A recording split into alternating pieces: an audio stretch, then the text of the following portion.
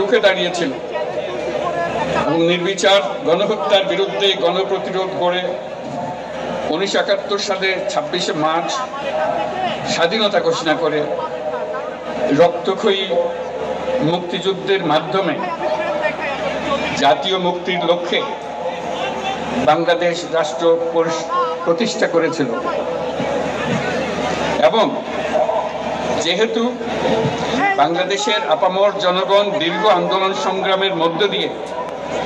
এই ভূখণ্ডে স্বাধীনতার ঘোষণাপত্রে বিবৃত সাম্য, মানবিক মর্যাদা, সামাজিক সুবিচারের ভিত্তিতে উদার গণতান্ত্রিক রাষ্ট্র বিনির্মাণের আকাঙ্ক্ষাকে বাস্তবায়নের জন্য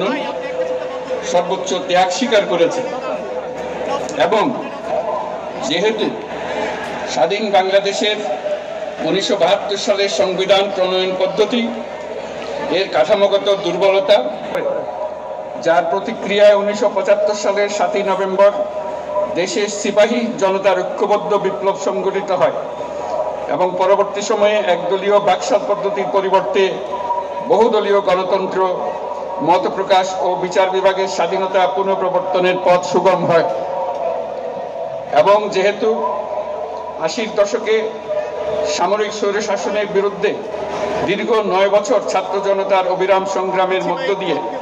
1990 সালে গণ অভ্যুত্থান সংগঠিত হয় এবং 91 সনে পুনরায় সংসদীয় গণতান্ত্রিক শাসন ব্যবস্থা প্রবর্তন করা হয়। এবং যেহেতু দেশি বিদেশি চক্রান্তে সরকার পরিবর্তনের গণতান্ত্রিক প্রক্রিয়া ব্যাহত হওয়ায় 11-র মতো ষড়যন্ত্রমূলক ব্যবস্থার মাধ্যমে বাংলাদেশে শেখ হাসিনার একচ্ছত্র ক্ষমতা, আধিপত্য এবং ফ্যাসিবাদের পথ সুগম করা হয়। যেহেতু দীর্ঘ 16 বছরের ফ্যাসিবাদী অগণতান্ত্রিক গণবিরোধী শাসন ব্যবস্থা কায়েমের লক্ষ্যে এবং একদলীয়